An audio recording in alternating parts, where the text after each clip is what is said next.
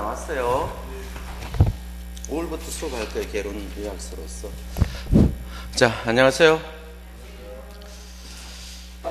자, 남은 부분이 좀 쉬운 것만 남았죠.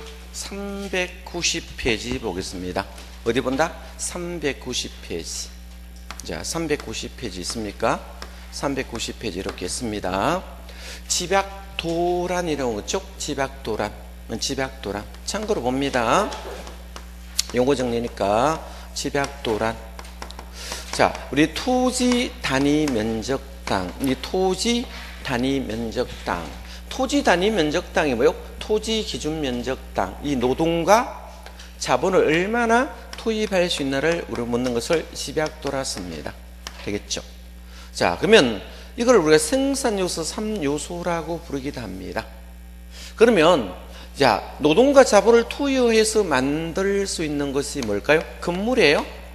건물이 되겠죠. 이 건물을 이렇게 만드는데, 자, 그러면 토지 가격이 높아진다면, 자, 만약에 토지 가격이 높아진다 가정합시다. 그러면 토지를 많이 쓸까요? 건물을 높게 짓는 게 나을까요? 건물을 높게 짓는 걸 우리가 집약도가 높다는 말을 씁니다. 만약에 한번 보겠습니다. 도심으로 가면 어떻게 될까요? 땅값이 높을까 낮을까요? 토지 가격이 높겠죠. 토지 가격이 높기 때문에 자본 대체성이 클까요? 적을까요? 자, 여기서 말하는 대체성은 자본 대체성을 말합니다. 제가 어떤 단서를 안 붙이면 자본 대체면 토지는 대체가 안 됩니다. 토지는 대체를 할 수 없는 이유는 개별성 때문에 자, 대체가 안 된다고 앞에서 언급을 하였고요. 대체성이 크다는 것은 결론적으로 건물이 어떻게 됩니까? 고층화되겠죠? 건물이 고층화된다 이 뜻이거든요. 건물이 고층화됨으로 인하여 이걸 우리가 집약적 이용이라고 씁니다. 이걸 집약적 이용. 자, 이 집약적 이용이란 용어만 좀 한번 봐두시면 되겠죠? 자, 예를 들어서 만약에 외곽으로 가면 한번 보겠습니다. 외곽으로 간다면 아무래도 토지 가격이 떨어지겠죠. 토지 가격이 낮아짐으로 인하여 자본 대체성이 적겠죠. 이 대체성이 줄어든다. 대체성이 줄어들므로 이므로 건물이 저층화될까요? 건물이 저층화된다. 되겠죠. 자, 이걸 우리가 주방적 이용이라고 씁니다. 그래서 주방적 이용 이렇게 표현한다. 이런 용어는 너무 기본적 용어가 되기 때문에 자, 이런 문제는 학급 문제가 됩니다. 오더라도 자, 한번 읽어드리겠습니다. 집약도란. 자, 단위 면적당. 어떤 단위 면적입니까? 토지 다진 면적. 토지 기준 면적당. 만약에 토지를 기준으로 잡았을 때 기준 면적당 노동과 자본의 크기를 말한다. 자, 그러면 시가가 상승한다. 인구가 증가한다. 규모의 경영 효율이 증가하면 집약도가 높아진다. 이런 말을 하고 있습니다. 자, 그래서 오른편에 보면 집약적 이용과 아래 주방적 이용 용어 정리 있네. 집약도가 높다는 것은 뭡니까? 3차 산업이 뭘까요? 상업을 3차라 씁니다. 공업을 2차라 부르고 농업을 1차라 부르겠죠. 이런 거는 시험 안 나오겠죠. 유치원 수준이기 때문에 안 나올 겁니다. 책에 왜 적어놨는지 모르겠어요. 그래서 집약도라는 것을 주방적 이용이라 쓴다. 참고로 읽어보시면 되고요. 집약 한계와 주방 한계 있습니다. 한계는 어떤 것에 거치게 되는 것을 우리가 한계집이라 씁니다. 만약에 집약 한계란 말을 쓰겠죠. 집약 한계. 집약 한계가 있고 주방 한계가 있습니까? 자, 토지 이용은 집약 한계와 주방 한계 사이에서 토지 이용이 결정될 것입니다. 그러면 이 사이에 체유효 이용이 되겠죠. 그래서 체유효 이용으로 토지 이용이 결정될 것입니다. 자, 그러면 집약 한계는 위로 끝, 주방은 아래로 끝을 말합니다. 위로 끝이니까 100%를 지금 말하고 있죠. 토지의 100%를 우리가 집약 한계라 본다면, 자, 집약 한계는 위로 끝이 되고 이는 아래에 끝이 되겠죠. 위로 끝이 되려고 하면 이윤이 가장 극대화됩니까? 뭐 가장 극대화된다? 이윤이 가장 극대화되는 지점이 되겠죠. 그래서 자, 이윤이 가장 극대화되는 지점이 되겠죠. 이윤이 가장 극대화되는 지점이고, 이는 손익분기점을 말할 것입니다. 그래서 손익분기점 이렇게 보시면 되겠죠. 자, 그러면 손익분기점 어떤 점을 손익분기점이라 하는가 한번 볼까요? 자, 만약에 총수익과 총비용이 일치한다면, 이 총수익과 총비용이 일치한다면 이거는 손익분기점 되겠죠. 제로가 될 것이고, 이윤극대화점은 뭐다? 한 개 비용과 한 개 수익 일치하겠죠. 만약에 한 개라는 비용과 한 개라는, 자, 이 비용 부분과 한 개라는 수익이 일치한다 이 뜻입니까? 한 개라는 수익이 일치하는 지점을 우리가 자, 지배 한계점을 했습니다. 자, 그럼 이 지점이 이윤이 최대가 된다. 이윤이 최대가 되는 것을 이윤극대화라 쓰겠죠. 그러면 얘가 이윤이 가장 극대하니까 토지형의 상한선이 되겠죠. 그래서 여기까지 토지 이용을 하는 거죠. 가장 높은 지점이니까 상한선이 될 것입니다. 이걸 상한선이라고 불러도 하겠죠. 그럼 요거는 토지의 상한선이라면 얘는 반대니까 토지형의 하한선이라 되겠죠. 그래서 토지 이용의 하한선 이렇게 보시면 되겠죠. 그래서 읽어보시면 되겠네. 자, 그러면 지박 한계가 되기 전까지는 비용이 클까요? 수익이 클까요? 그죠? 수익이 크겠죠. 그래서 한계라는 비용과 한계라는 수익을 비교했을 때 당연히 한계의 수익이 비용보다 크니까 추가 투입하겠죠. 추가 투입하니까 수익이 늘어났습니까? 안 늘어났습니까? 수익이 증가되겠습니까? 수익이 증가될 것이고, 이 점을 넘어가면 당연히 비용이 더 크겠죠. 한 개의 비용과 한 개의 수익을 비교했을 때 비용이 더 크다면 수익이 감소되겠죠. 그래서 수익이 감소된다 라고 말했습니다. 언제까지 수익이 감소할까요? 자, 총수익과 총비용이 일치하는 점까지 수익이 줄어듭니다. 손실은 여기 가야 마이너스가 됩니까? 여기 가야 손실이 발생합니다. 여기는 문제가 논다면, 자, 지박 한계를 넘어가면 바로 손실이 발생한다 하면 틀린 지문이 된다. 자, 읽어보시고, 자, 별로 중요한 거는 별로 없어요. 넘어가겠습니다. 자, 요즘 잘 안 나와요. 스프롤이라는 용어는요, 다음 페이지 넘어가겠습니다. 도시 스프롤 현상이라고 되겠죠. 스프롤은 어떤 것을 스프롤이라 씁니까? 난개발을 스프롤이라 씁니다. 그래서 스프롤은 지멋대로 개발하는 거예요. 그럼 여기서 이제 도시가 이렇게 있다면, 이런 도시가 이렇게 존재한다면 이걸 도시에서 스프롤이 발생한대요. 스프롤, 그죠? 도시 스프롤 현상이 됐죠. 도시 스프롤 현상이 발생한다는 것은 이건 난개발이 일어난다. 난립하여 개발합니다. 자, 여기서 문제가 나오면 개발은 외곽에서 발생합니까? 중심지에서 발생할 것 같습니까? 외곽에서 발생하는데 중심지에서 발생한다. 이런 학급 난이도가 시험 나옵니다. 그래서 개발은 외곽에서 발생하지 중심지에 발생한다 하면 말이 안 맞아요. 중심지는 개발이에요? 재개발이에요? 재개발이 된다. 재개발은 우리가 정비법에 다루기 때문에 이런 문제가 나왔을 때 이거는 공부 안 해도 맞출 수 있을 겁니다. 그래서 중심지에 발생한다, 도심에 발생한다 하면 틀립니다. 자, 그러면 개발이 난개발이 중구 남방으로 외곽에 이렇게 발생한다면 개발이 되지 않는 곳은 어떻습니까? 자, 중간중간에 상당한 공지를 남기면서 개발이 되므로 이 공지가 남아있는 것은 자, 표준지 이하로 지가가 떨어진다 이렇게 말을 쓰겠죠. 표준지가 뭡니까? 평균 밑으로 땅값이 떨어지는 것을 우리가 자, 표준지 이하로 지가가 떨어지겠죠. 자, 그럼 여기는 시험에 나왔을 때 중심지에서 발생한다 시험 나왔고요. 도심에 발생한다가 나왔습니다. 이렇게 개발이 되고 공지가 되고 개발이 되고 공지가 되고 이거를 개구리가 뛰어간 모양에 대해서 개구리 팀튀기식 개발이라고 용어를 쓰기도 했네요. 그죠? 자, 우리나라는 어떻게 합니까? 고밀도 연쇄 개발을 일어납니다. 우리나라는 고밀도 연쇄 개발이 일어나는 목적이 뭡니까? 도로를 따라 합리적 밀도 수준 이상으로 개발된다. 자, 고밀도는 합리적 수준 밀도 이상으로 개발되는데 이하라고 뒤집어서 시험 나왔습니다. 그죠? 이상으로 개발되면 고밀도 연쇄 개발이고, 자, 미국은 저밀도 연쇄 개발이 납니까? 미국은 저밀도 연쇄 개발이 나겠죠. 그래서 고밀도는 한국에 발생하고 저밀도는 미국에 발생하는 개발 형태가 되겠습니까? 그래서 고밀도 연쇄 개발이 발생할 수도 있겠죠. 자, 고밀도 연쇄 개발은 합리적 밀도 수준 이상이 되면 고밀도. 그래서 우리나라는 뭡니까? 고밀도 연쇄 개발이 발생하고, 미국은 도로를 따라 합리적 밀도 수준 이상의 개발을 우리가 저밀도 연쇄 개발이라 씁니다. 자, 개구리가 뛰어간 모양이 있다 해서 이걸 날비자를 써서 우리가 비지적 개발이라고 부르기도 합니다. 그래서 비지적 개발이 발생한다 라고 쓰면 되겠죠.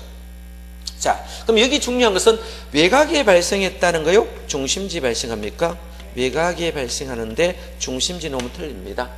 질서 있게 합니까? 무질서입니까? 무질서 불규칙. 이거를 지멋대로 개발한 것을 난개발이라 쓰겠죠. 이걸 방지할 수 있는 대책은 어떻게 하면 방지되겠습니까? 그린벨트 설정하면 되겠죠. 그린벨트가 뭡니까? 개발 제한 구역을 설정하면 되겠죠. 이 지역을 개발 제한 구역으로 지정한다. 자, 개발 제한 구역으로 지정된다면 더 이상 밖으로 뻗어나갈 수 없음으로 인하여 안쪽으로 모두 개발이 될 것입니다. 그래서 방지 대책은 자, 그린벨트를 설정하면 되겠죠. 자, 읽어드리겠습니다. 스프룰 현상. 자, 과거는 좀 나왔는데 최근에 들어 잘 안 나오고 있어요. 거의 보면 1번 한번 읽어드리겠습니다. 자, 도시의 성장, 개발 현상이 불규칙입니까? 규칙입니까? 불규칙이죠. 자, 무계획적, 무질서하게 확산되거나 개발되는 현상이다. 이걸 한마디로 지멋대로 개발되는 거죠. 이걸 난개발이라고 부릅니다. 되겠죠? 시험이 잘 나오겠까요? 잘 안 나와요. 뭐 3년, 5년에 한 번 나오면 많이 나와요. 그죠? 그래서 그냥 가볍게 보시기요. 이런 거 나오면 공부 안 해도 자동으로 맞출 수 있으니까 너무 염려하지 말고요. 자, 쭉 내려가 보시면 3번 합니다. 스프룰 현상을 방지하기 위해서 계획적, 장기적 도시개발이 필요하며, 자, 개발 제한 구역을 지정하면 이거는 자, 방지할 수 있습니다. 자, 그린벨트 설정하면 자동으로 개발 제한 구역이 뭐예요? 개발을 할 수 있는 구역입니까? 없는 구역입니까? 없는 구역을 우리가 개발 제한 구역이라 썼죠. 이걸 그린벨트 지정한다 했습니다. 되겠죠? 오른편에 고밀도 연쇄 개발은 우리나라에 주로 쓰는 방식입니까? 합리적 밀도 수준 이상만 동그라미 칩니다. 합리적 밀도 수준 이상인데 그걸 이하라 이렇게 바꿔 놓습니다. 고밀도니까 당연히 합리적 밀도 수준 이상이 되겠죠? 이하 이렇게 쓰면 틀립니다. 자, 인접지를 잠시 가는 것을 말한다. 그죠? 자, 상식적으로 생각했을 때 고밀도라니까 밀도가 뭡니까? 건물이 높다는 거예요, 낮다는 거예요? 높다는 말이죠. 밀도가 높다, 이걸 우리가 고밀도라 씁니다. 그죠? 이걸 고밀도. 자, 집약과 같은 말입니다. 되겠죠? 저밀도는 뭡니까? 합리적 밀도 수준 이하로 이렇게 개발하면 저밀도. 이건 미국에서 주로 쓴다 했습니까? 이하가 넘으면 뭐다? 저밀도. 이상이 넘으면 고밀도. 볼 거는 별로 없죠? 그래서 비지적 현상은 중간에 상당한 공지를 남기면서 무질서하게 확산되는 현상을 자, 비지적 현상. 이거를 다른 말로 개구리 띠뛰기식 개발이라고 기출을 했습니다. 자, 개구리 띠뛰기식 개발 기출 문제 보면 있을 겁니다. 이거를 지금 말하고 있다. 개구리가 뛰어간 모양과 같다 해서 이걸 개구리 띠뛰기식 개발이라고 용어를 썼습니다. 그죠? 자, 번역할 때 그렇게 썼다는 겁니다. 특징들이 봅니다. 주상공 관계없이 발생합니다. 그죠? 당연히 도시니까 주거지역, 상업지역, 공업지역 관계없이 발생하겠죠. 그죠? 자, 가장 중요한 것은 뭐다? 도심지입니까? 외곽입니까? 외곽이 줄 긋고 동그라미 치고 별표 칩니다. 여기 포인트 하나 잡아놓겠는데, 그죠? 자, 3번에 스프룰 현상은 입체 형태 슬로만 나타나고, 4번에 지대의 수준은 표준지 이하로 떨어진다. 어느 지역은 뭡니까? 공지가 있는 지역은 지가가 표준지 이하로 떨어졌다. 자, 개성과 침입이란 용어 정리 한번 보겠습니다. 자, 침입 우리가 힘 있는 사람, 힘 없는 사람 침입할까요? 예? 힘 없는 사람이 힘 있는 사람 침입할까요? 예? 자, 센 사람이 그죠? 약한 사람을 우리가 침입하는 게 대부분입니다. 우리 전쟁도 어떻게 했습니까? 강대국이 약소국을 자 우리가 침입합니다. 그죠? 이걸 우리가 침입이라 쓰는데 두 가지 종류가 있겠죠. 자, 여기서 집약적 이용이 있겠죠. 그래서 집약적이라는 이용이 있습니다. 자, 현재 요 집약적 이용과 조방적 이용 두 가지 있습니다. 두 가지 건물이 존재한다라고 생각을 해보겠습니다. 집약적 이용이 조방적 이용을 침입하는 경우가 대부분입니다. 이걸 우리가 확대적 침입이라 씁니다. 이걸 확대적 침입이라 쓰겠죠. 확대적 침입. 자, 확대적이란 말은 뭡니까? 집약적 이용이 조방적 이용을 침입하는 것을 우리가 확대적 침입이라 쓰는데, 이 침입하는 가장 큰 원인이 뭐냐 하면 지가가 낮습니다. 뭐다? 지가가 땅값이 산이 같습니다. 그럼 낮은 지가 수준과 땅값이 떨어지니까 이 지역이 다른 지역보다 지가가 낮으니까 어떻겠습니까? 강한 흡입력이 있을까 없을까요? 강한 흡입력이 좋겠죠. 강한 흡입력이 존재합니다. 자, 당기는 힘이 있겠죠. 흡입력이 존재한다. 뭐 흡입력, 흡입력 뭐 관계없습니다. 자, 이렇게 존재함으로 이 지역으로 가겠죠. 기존 촌락들이 우리가 옛날에 기존 촌락들이 있으면 도시로 편입되니까 이걸 기존 촌락들로 가겠죠. 그래서 칠약지구 되겠죠. 그래서 칠약들이 침입되는 경우가 많습니다. 자, 반대로 보겠습니다. 조방적 이용이 집약적 이용을 침입하는 것을 축소적 침입이라고 불러요. 그죠? 자, 확대적 침입은 땅값이 올라갈까요? 내려갈까요? 예? 올라가겠죠? 자, 99.9%는 이겁니까? 예, 대부분 여기 있습니다. 일반적으로는 여기 붙여야 됩니다. 다른 데 붙이면 틀린 문제가 되고, 자, 축소적 침입은 거의 없겠죠? 자, 이런 경우는 0.1%밖에 안 된다. 또래 아니면 이거 축소 침입 안 하겠죠? 그죠? 땅값이 올라갈까요? 내려갈까요? 예? 내려가겠죠.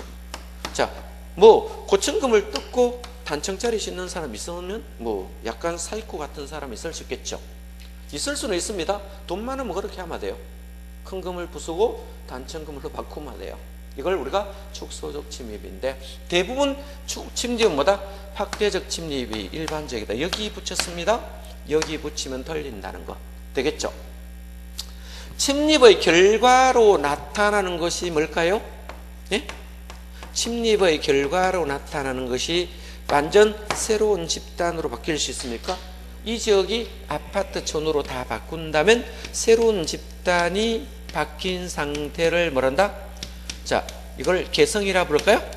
자, 개성은 어디에 나오는 거다? 결과물로 나타나는 게 개성입니다. 원인은 침입이었습니까?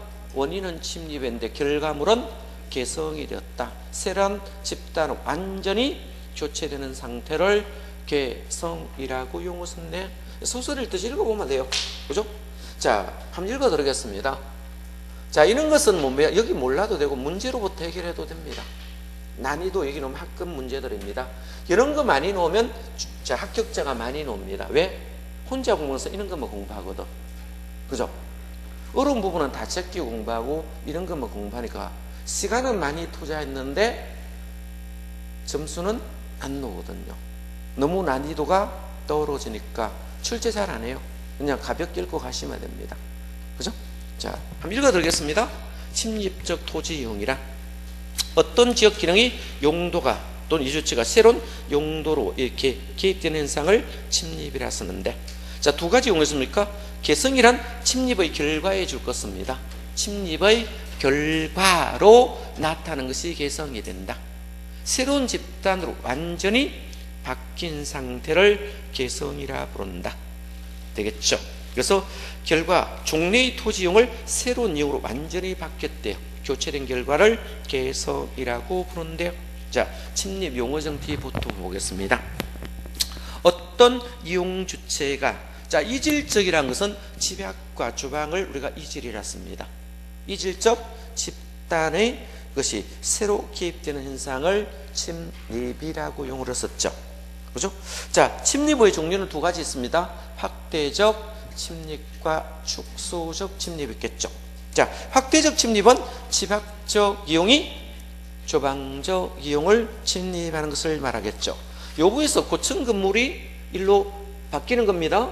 이걸 확대적이고, 반대가 나오면 뭐다? 축소적 침입이 다음 페이지에 있습니다.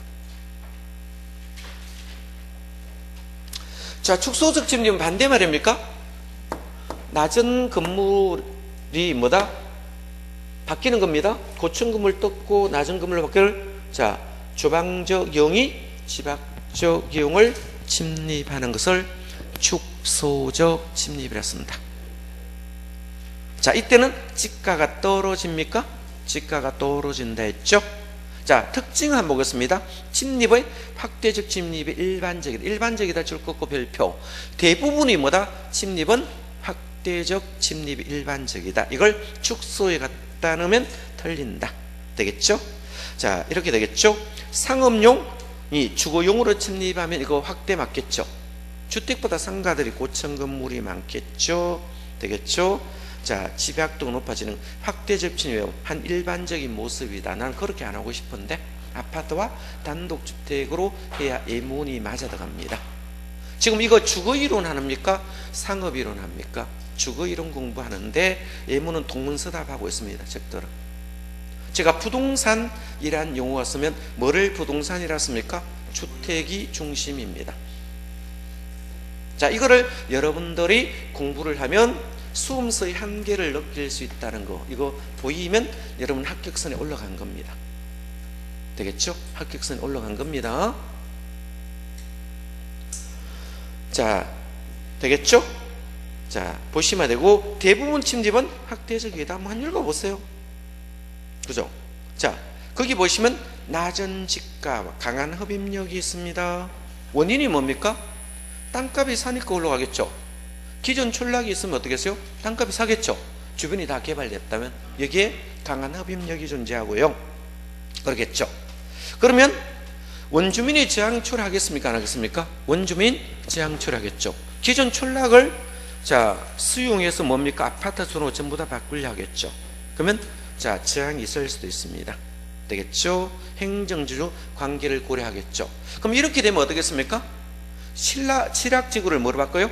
도시라는 주거지역으로 용도를 변경시키면 결론적으로 이 지역이 뭐로 편입됩니까? 도시로 편입이 된다. 이걸 우리가 공법은 지구단위계획 지정해 줍니다. 도시로 편입하기 위해서. 되겠죠? 개발을 도시개발구역으로 뭐 집단적으로 조성할 수도 있겠죠. 자, 이런 개념이고, 자, 결과로 나타나는 게 뭐다? 개성이라 썼습니다. 자, 여기서 개성은 뭐다? 토지의 종래 이용을 교체했다는 것은 뭡니까? 집단 자체가 바뀌었다는 거예요. 그죠? 주방적을 뭐라? 집약적 촌으로 바뀌었다는 거예요. 이걸 새로운 집단으로 바뀐 것을 개성이라 불러요. 지금 용어 정리하고 있습니다. 부동산 학개론 하는 게 아니고 용어 정리하고 있다고.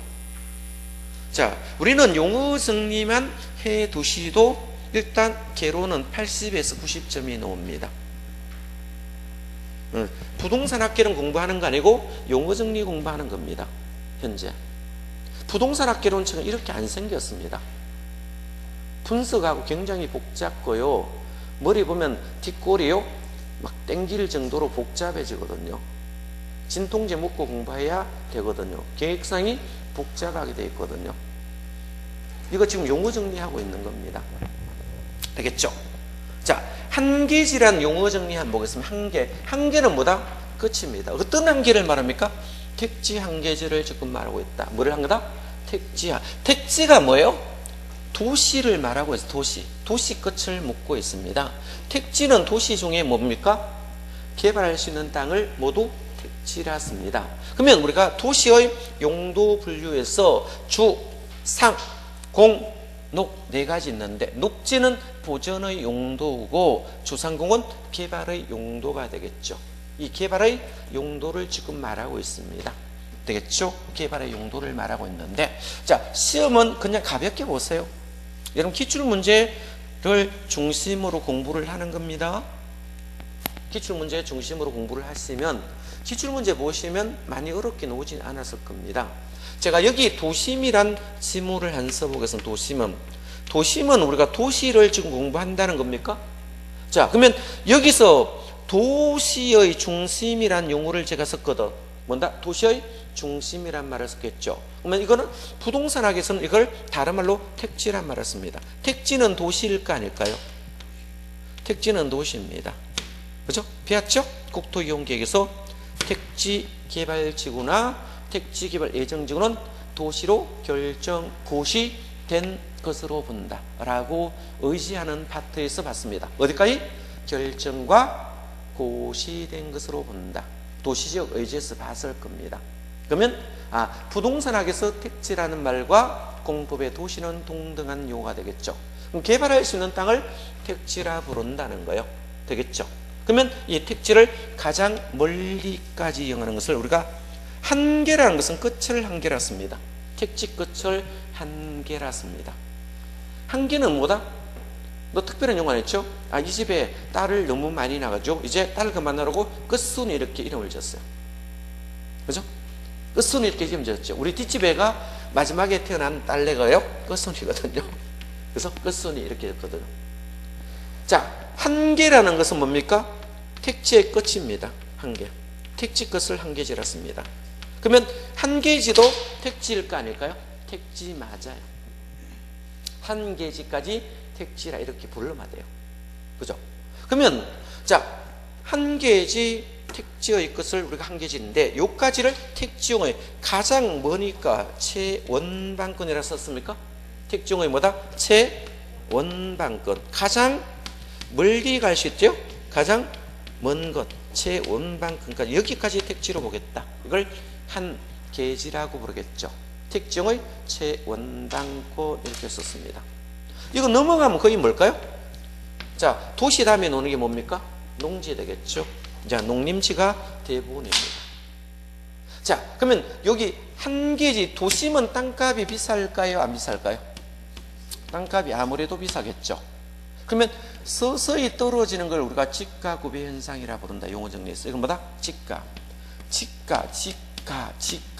구배가 뭡니까? 경사를 구배라 씁니까? 자, 두 자씩 잘라서 보겠습니다. 토지 가격이 서서히 떨어지는 걸 구배 현상이라고 부릅니다. 그죠? 서서히 떨어지는 현상이 발생하는 것을 지가 구배 현상이라고 합니다. 지가는 또 왜? 토지 가격을 줄인 용어예요. 그죠? 자, 구배. 지가가 뭐다? 경사졌다 이런 뜻입니까? 쉽게 말해서 뭐다? 지가 경사 현상을 지금 말하고 있죠. 그러면 한계지와 농지는 지가가 서서히 떨어집니까? 급격히 떨어져요. 급격히 떨어지는 것을 우리가 단절지가라 씁니다. 이거를 구분하셔야 돼요.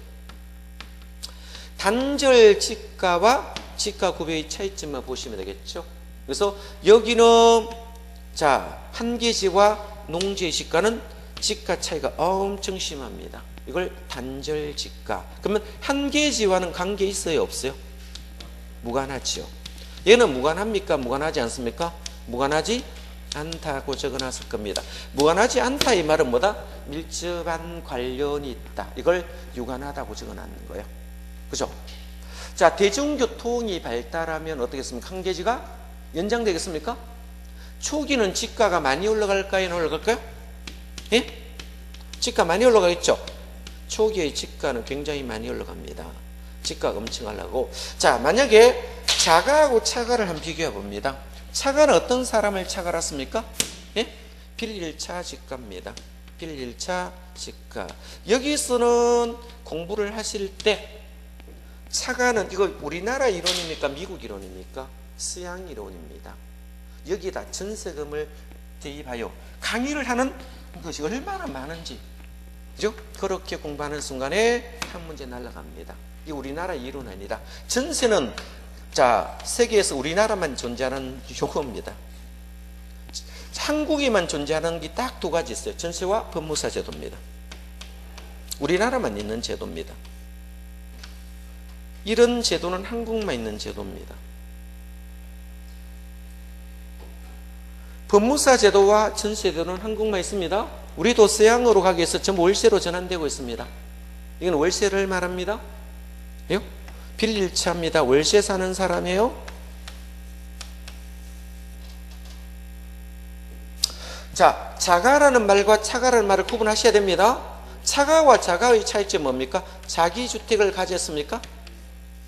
얘가 부자일까? 얘가 부자일까요? 여러분 봤을 때 얘가 부자죠. 수요에서 얘가 왼쪽에 있습니까? 얘가 오른쪽에 있습니까? 요 고소득층입니까? 저소득층입니까? 고소득층입니다. 이 경제학 원리입니다. 얘 저소득층이란 걸 봐요. 예?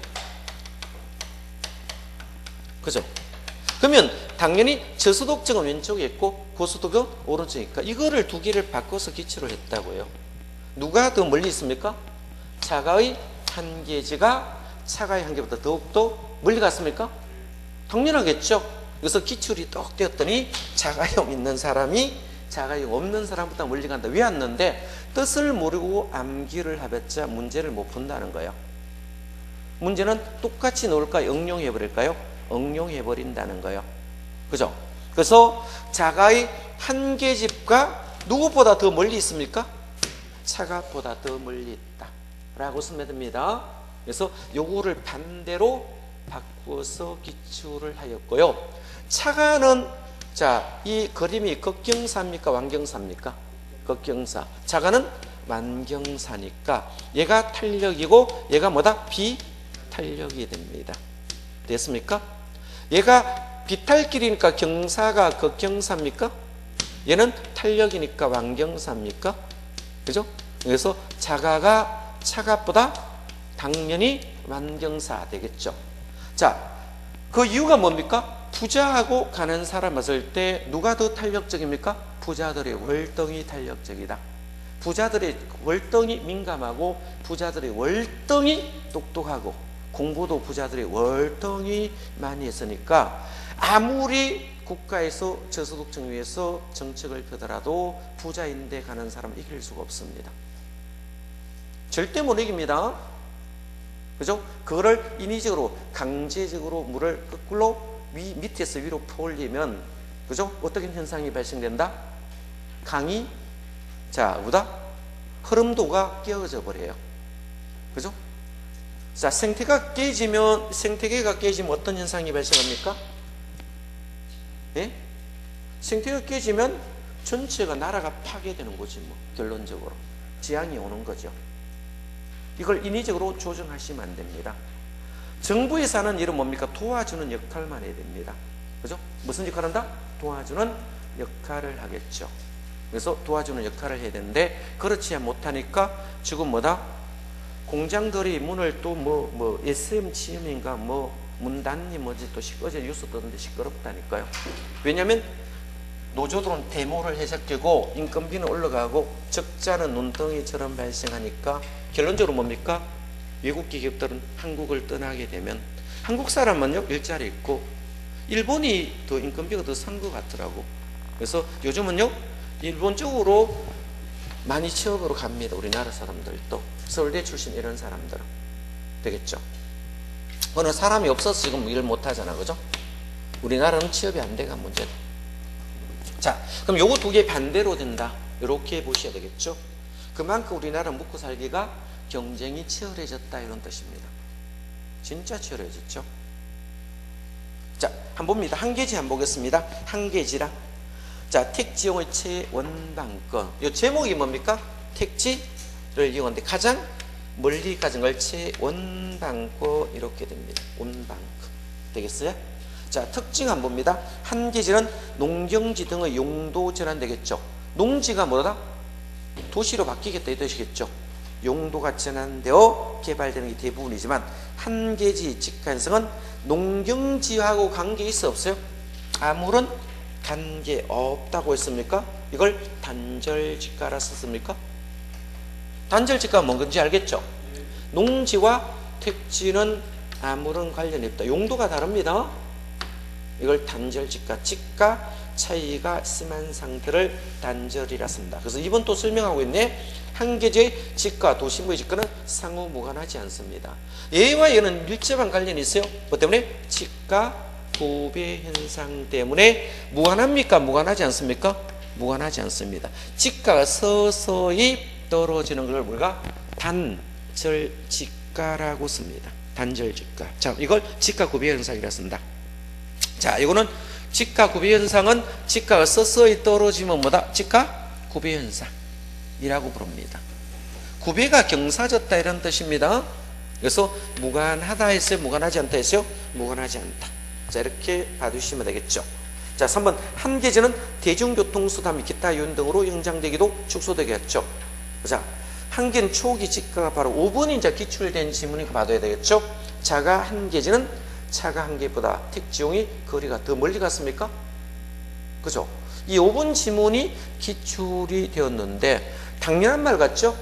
자, 자가는 자기 주택을 가진 사람을 말하고 이는 자, 월시에 사는 사람입니다. 이거를 전세로 해석하시면 안 됩니다. 동영상 엄청 많이 돌아다니는데 막 인위적으로 맞춰서 끼 맞춰서 강의를 막 합니다. 그러면 자, 들을 때는 긴 것 같아요. 근데 문제를 풀면 안 풀리게 됐습니다. 왜? 출제위원들은 다 유학파들이거든. 한국파입니까? 유학파입니까? 다 유학파들입니다. 국내파 아닙니다. 자, 외국에서 공부하고 오신 분들이거든요. 그죠? 자, 그래서 이거 내용 다 알고 있거든요. 그죠? 자, 봐두시고 넘어갑니다. 자, 개발 개념 가봅니다. 개발 개념 한번 보겠습니다. 개발을 이제 가볍게 한번 보겠습니다. 개발. 자, 397페이지 가볍게 보겠습니다. 397 개발의 개념. 조성계량과 건축계량 두 가지 있습니까? 가볍게 들었어요. 조성계량은 뭐를 말하는 거예요? 조성계량. 자, 건물 짓기 전까지를 조성계량입니까? 그죠? 쉽게 말해서 자, 정지 작업, 평단 작업하고 도로 상하수도 만들었습니까? 기반시설 만들어 놨습니다. 여기까지를 주로 누가 합니까? 토지주택공사에서 많이 해요. 이걸 우리가 조성계량이라 쓴다. 자, 그럼 조성계량이 되면 이걸 자, 건설사에게 팔아야 안 팔아요? 땅 팔겠죠? 이걸 우리가 건물을 짓는 걸 건축계량이라 쓴다. 대부분 개발은 건축계량을 의미하고 있다. 한번 읽어보시고 넘어갑니다. 넘어가 보시면 자, 개발 주체 한번 보겠습니다. 공영개발 있고 민영개발 있고 그죠? 자, 공영개발도 있고 민영개발도 있어요. 공영개발은 누가 하면 공영개발입니까? 국가, 지자체, 공사라든지 이런 부분이 하면 공영개발이 되는 겁니다. 되겠죠? 자, 공영개발은 대부분 어떤 형식으로 많이 합니까? 예?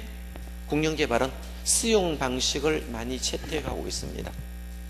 자, 수용 방식을 많이 채택합니다. 자, 공영개발은 대규모로 할까요? 소규모로 할까요? 대규모 개발이 대부분입니다. 자, 장점하고 단점이 있으니까 참고로 보겠습니다. 시험에 나오느냐 잘 안 나와요. 걱정하지 말고. 그죠? 자, 한번 읽어만 드리겠습니다. 자, 여기는 계획적 개발할 수 있어요? 없어요? 네, 계획적 개발하는 게 장점입니다. 되겠죠?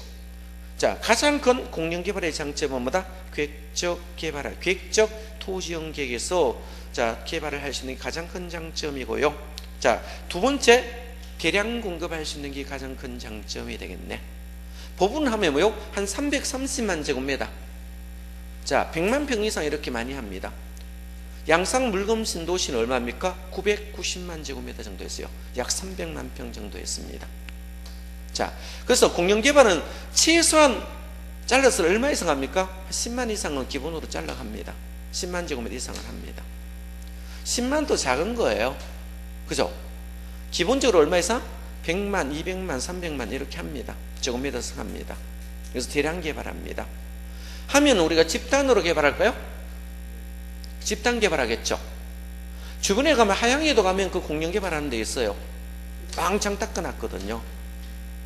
소규모로 합니까? 개인은 하면 뭡니까? 100평, 200평. 천평하면 개발 크게 하시네 이렇게 말하죠. 그죠? 개인들이 하면. 그죠? 여러분이 단독주택지면 얼마입니까? 한 60평 정도가 단독주택지면 대부분이 소형으로 개발한 게 민영개발이고, 공영은 소형으로 하는 게고 거의 대규모로 개발한 게 가장 큰 장점입니다. 그 2번은 대량 공급 가능하고, 세 번째 하는 게 불로소득 어느 정도 차단하겠죠. 수용해버리니까. 네 번째 보겠습니다. 제일 먼저 공영개발은 개발력을 환수할 수 있습니까? 개발력 환수해서 거의 다 도로를 빵빵 넓히게 만듭니다. 8차선, 12차선. 신도시 가보시면 뭐만 해요? 공원도 많이 조성해놨죠. 요즘 공원 조성 참 많이 하잖아. 도로도 빵빵 뚫어 놓고요. 그죠? 그렇잖아. 그죠? 제일 먼저 뭐 들어갑니까? 임대주택 1번으로 들어갑니다. 임대주택을 제일 먼저 들어가요. 영구 임대 아파트 이런 거 많이 들어오면 재미없어요, 그 동네는. 그죠? 영구 임대, 주공에서 영구 임대 많이 지어버려요. 그렇죠? 그래서 보시고 쭉 읽어보시면 되고, 단점은 뭡니까? 민원 발생할 수 있을까 없을까요? 수용당하니까 열받겠죠. 왜? 수용 보상비 받아가 옆에 땅 살락하니까 옆에 땅이 더 비쌉니다. 그 이유가 뭡니까? 외부 효과 때문에 그렇다 했죠. 주변의 집가가 급격히 상승하겠죠. 그죠? 이렇게 돼 있고, 두 번째 뭐다? 수용하니까 막대한 재정 부담이 늘어나겠죠.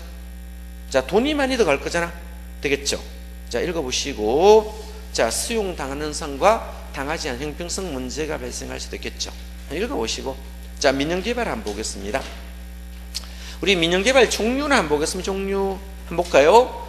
민영개발 종류가 크게 4가지 있습니다. 유형부 및 자체개발. 두 번째 있는 게 지주공동 방식이 있습니다. 자체개발 2번과 3번은 같은 용어입니다. 2번과 3번은 똑같은 말입니다. 대물 변제형이나 등가 교환 같은 말이고, 분양금 공사비 지금은 사업 소탁 방식 있습니까? 되겠죠.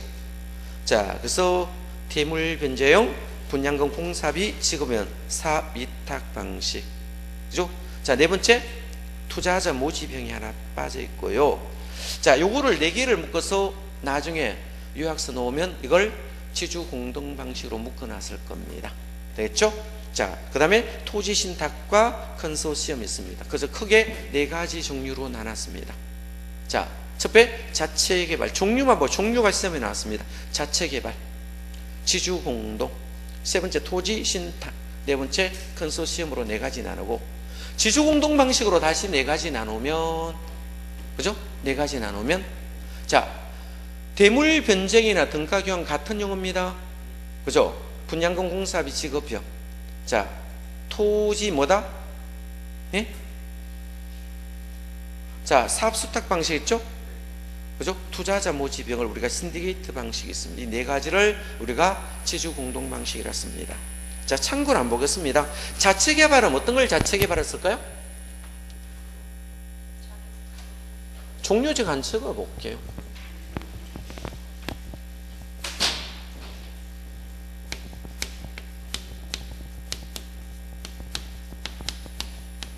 네 가지 있습니다.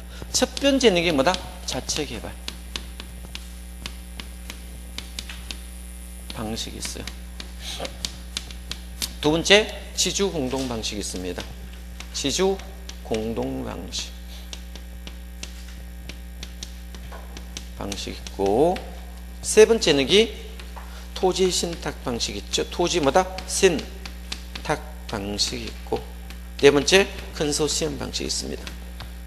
컨소시엄 방식이 있습니다. 지주 공동 방식은 4가지 있습니까? 그래서 첫 번째, 대물 변제형.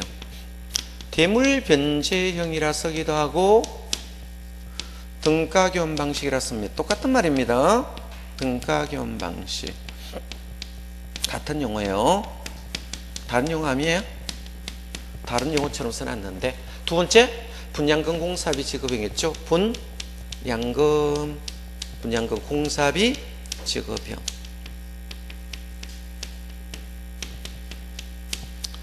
세 번째 투자자 모집형.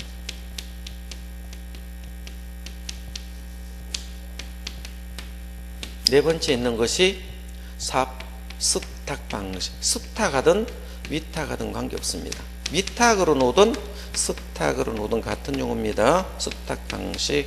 이렇게 네 가지 종류가 있었어요.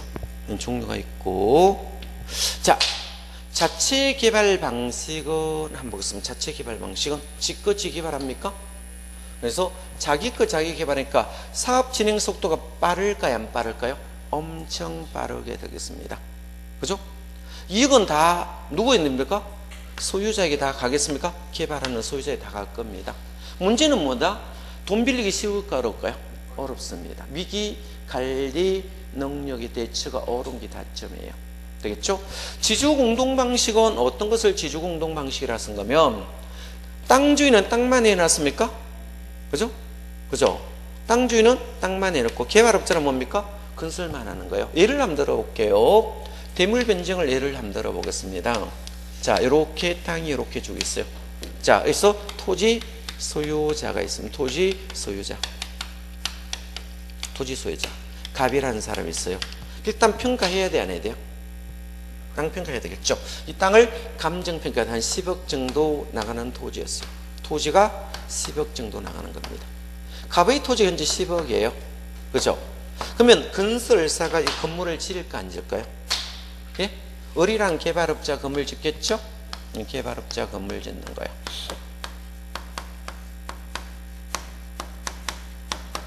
건설사가 자 건축비를 투여합니다. 건축비를 투여했는데, 건축비를 투여해서 개발을 했어요? 그러면 개발비가 나오겠죠. 그럼 이 두 동을 지어서 현재 두 동을 여기 지었습니다. 이 두 동을 이렇게 지었는데, 되겠죠? 지었는데 이 두 동 지었는 게 뭡니까? 건축비가 10억이 들어갔어요. 한 개당 5억씩 들어갔습니까? 그러면 이렇게 되면 어떻게 됩니까? 같은 가격으로 공사비를 현금으로 절거요? 물건으로 씁니까? 물건으로 준 것을 대물 변정이라 씁니다. 요즘은 건축비가 워낙 비싸니까 현금으로 다 안 주고 뭐다? 물건으로 많이 줘요. 그죠? 자, 주겠죠. 그래서 같은 가격으로 바꿀까요? 예? 예? 1대1입니까? 가격이 같다는 거요? 다르다는 거요? 같다는 거. 이걸 등가 교환 방식이라 씁니다. 똑같은 말이에요. 그러면 자, 이 건축물하고 토지 지분은 값 가지고, 얘는 건축물 토지 지분은 을이 되겠죠. 공동으로 분양해서 이익을 나누면 뭐다? 서로 이익을 추구하는 것을 등가 교환 방식, 다름으로 대물 변제행. 주변에 요즘 대물 변제행, 등가 교환 굉장히 많이 보게 될 것입니다. 땅값을 뭐로 줍니까? 건축물과 토지의 공유 지분을 부여하는 경우 굉장히 많아요. 그죠? 자, 이런 경우 많아요. 그래서 그러니까 건설업자 입장도 땅 안 사도 되겠죠? 안 사도 되잖아. 이기고. 땅 주인도 뭡니까? 자, 이 땅값을 뭐로 받았습니까? 건물하고 공유 지분 받았으니까 같이 분양해서 파는 거예요. 대기업에 자, 워낙 이게 땅값 비쌀 때 이거 많이 씁니다. 왜냐하면 금액이 10억 넘어가고 뭐 금액이 커지면 잘 안 팔리거든요. 이렇게 되면 이 등가 교환 방식 한다. 숫자를 제가 10억짜리인데 100억, 200억 이렇게 되는 땅들이 많아요. 그러면 금액이 커져가면 살 사람이 별로 없거든요. 이럴 때 등가 교환 방식을 많이 씁니다. 이걸 대물 변제형이라고 용어를 쓰기도 합니다. 자, 이런 거 있습니다. 요거는 분양금 공사비 지급형은 일단 땅 주인은 땅 내놓으면 건물 지어 가지고 건축비를 분양금, 그죠? 분양금으로 공사비를 가져가는 것을 말하죠. 그럼 땅 주인의 입장은 어떻게 했습니까? 신경 안 써도 되겠죠, 건축비. 이걸 분양성 공사비 지급형이고, 신디게이트는 뭡니까? 투자자 모집은 투자자 모집회가 이거를 건물 다 지어 나눠주는 겁니다. 투자자 모집이고, 사업 위탁 방식은 이 소유자가 있습니다. 이 소유자가 이 개발업자에게 사업만 위탁하는 거예요. 뭐만 위탁한다? 누구 명의로 했습니까? 소유자 명의로 공사해야 하네요. 소유자 명의로 공사를 합니다. 개발 기획에서 완성까지는 누가 다 합니까? 개발의 업자, 건축업자가 다 합니다. 단지 뭐만 받습니까? 수수료만 받습니다. 뭐만 받는다? 수수료만 받는 형태를 취하는 것을 사업위탁 방식이고, 얘하고 참고로 보면 여기 토지 소유자가 있고요, 토지 소유자 갑이라는 사람이 존재한다면 개발업자가 있겠죠. 개발업자 을이라는 사람이 있다면 이거는 형식적 소유권 이전합니까 안 합니까? 합니다. 이게 차이점입니다. 그래서 형식껏 소유권 이전을 합니다. 이거는 소유권 이전이 되거든요. 뭐가 된다? 소유권 이전이 됩니다. 자, 얘는 소유권 이전합니다. 그러면 자금을 차입하는 주체는 누굴까요? 개발업자가 자금을 빌립니까? 안 빌립니까? 얘가 빌리겠죠. 얘가 돈 빌려가지고 개발기획에서 완성까지 얘가 다 하는 겁니다. 자, 누구 명의로 했습니까? 개발업자 명의로 하는 게 차이점 됩니까? 되겠죠. 소유권 이전하느냐, 이전하지 않느냐. 우리가 개로는 이 정도 뺏기 쓰면 안 놉니다. 자, 소유자 명의로 하면 뭐다? 사업 위탁 방식. 자, 이 개발업자 명의로 하면 뭐다? 토지 신탁 방식이란 말을 쓴다. 이것만 보시고, 자, 컨소시엄 방식은 법인권 컨소시엄이란 말이 나오고 대규모 개발이라는 말이 나옵니다. 그럼 찍으시면 돼요. 그래서 이거는 종류 정도만 받으시고요. 자, 넘어가시면 됩니다. 제가 문제를 하나 풀어 드리겠습니다. 한 장 넘겨봅니다. 402페이지. 자, 기출문제 쭉 있죠. 별로 어렵게는 안 놈이 되기는. 그죠? 기본 개념만 알면 금방 맞출 수 있을 겁니다. 민간이 부동산 개발 방식에 대한 설명 들었겠죠? 자체 개발 지그지 합니까? 제목이 답이 다 있거든요. 그죠? 그래서 사업생자, 주도적인 사업 추진이 가능하나, 자, 사업의 위험성이 높을 수 있는 위기 관리이 요구되는, 이 말은 돈 빌리기 어렵다 이 말입니다. 개인은 뭐다? 돈 빌리기 어렵거든. 이게 단점이 되겠죠. 2번 봅니다.